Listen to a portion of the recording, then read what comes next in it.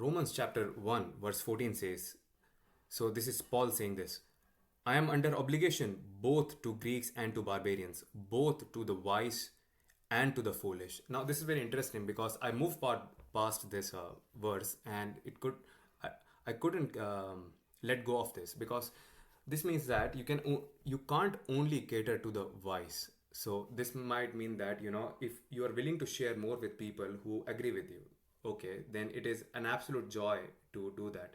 But then if people don't if you meet a certain group and they don't agree with you just because they are inexperienced, or they don't look at the world from the same lens as you, then that can be a very uncomfortable situation to be in. So a lot of people would just give up. And if you are a person who are especially blessed in spirit, like who wants to speak up, who is disagreeable, and who wants to speak up, and if you try to hold yourself back too much and just start giving up on people, it is going to have a drastic painful effect in your body.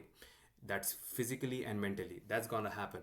So what we can do is, when you meet a certain person who does not see, like they don't understand how life works, and you are an experienced person who is doing pretty well in life, and if they don't see, and if they are looking for an answer, then you can just tell them, okay, you know what, this is how things are, and maybe you can try this out. But there has to be a limit on which there has to be a limit where you stop doing that, because you don't want to turn them into a scoffer, because you can talk to a scoffer and they'll just disregard everything that you have to say, and you'll be disrespecting yourself. So that's not a viable option. But I was reading Proverbs, and it says that if you didn't tell people who couldn't see, like it's not exactly like that, but if you didn't tell people like there was trouble somewhere, wouldn't Lord see it? Wouldn't God see it? And wouldn't He give you according to your work?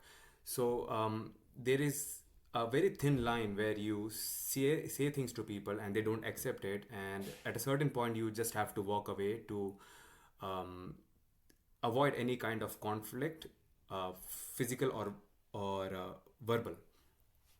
But then again, you are obligated to tell people that if they walk on this path, that there is a cliff, and if they're going to continue walking on that path, they will fall off the cliff. But also, you can't make people do anything. So if they don't listen to it, their it's their it's their responsibility. So a lot of practice can be done so that we can articulate ourselves in the most effective way.